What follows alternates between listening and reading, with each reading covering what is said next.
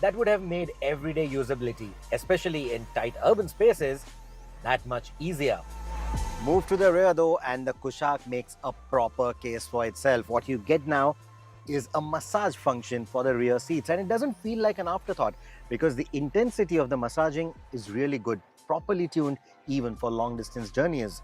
So after a tiring day at work, you're definitely going to enjoy this. Your family is definitely going to enjoy it on long distances as well. Combine that with the well-cushioned, nicely contoured seats, and the rear bench feels genuinely comfortable. You do get a panoramic sunroof on the higher variants, while even the base model gets one for the front passengers. Let's start with what matters most, the new 8-speed torque converter automatic sourced from Aisin. It fundamentally changes how the 1-litre TSI Kushaq feels to drive.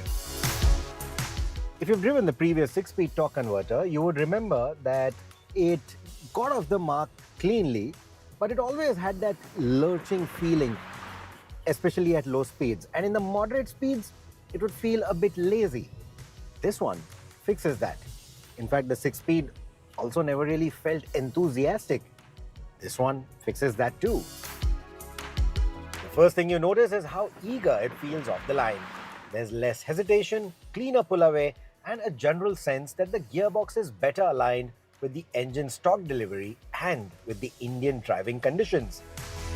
On Jaipur's highways, the Kushaq settles into a relaxed rhythm at triple-digit speeds. The engine feels less strained than before, and the cabin is quieter than before. It's not just about performance, it's about the effortlessness. And when you want to pull overtakes, the kickdowns are quite quick too. Not as blisteringly quick as the DSG, but decisive enough for the car to feel more enthusiastic than reluctant. That makes a big difference. So basically, the gearbox never feels like it's second-guessing what your right foot is doing. And more importantly, it feels natural in stop-and-go traffic. No jerks, no awkward pauses, no learning curve, just get in and drive. For most buyers, this will be the sweet spot of the range. Shift to the 1.5 and the Kushaq instantly reminds you why it earned this reputation. The engine remains a strong performer with a punchy mid-range and effortless overtaking ability. It feels quick without needing to be worked hard. The DSG continues to deliver sharp, quick shifts, especially when you are pushing on. It still feels more alert and engaging than the 8-speed automatic when you are driving enthusiastically. The 1.5 also gets all 4 disc brakes now. May not sound like a very big change on paper, just feels like one more thing added to the safety brochure. But no, I think it makes a lot of difference because you're getting better brake bite, you're getting lesser brake fade even after repeated use.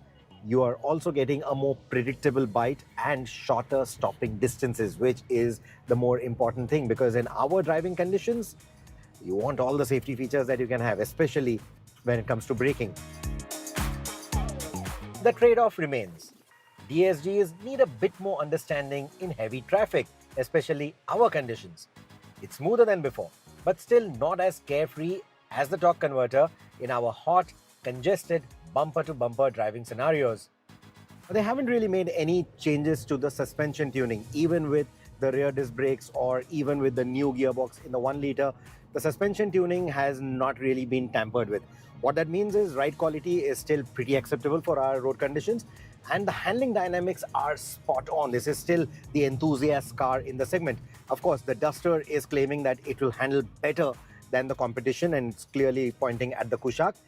Whether that is true or not is something that we'll only know when we drive both these cars back to back, so we will take that with a pinch of salt for now.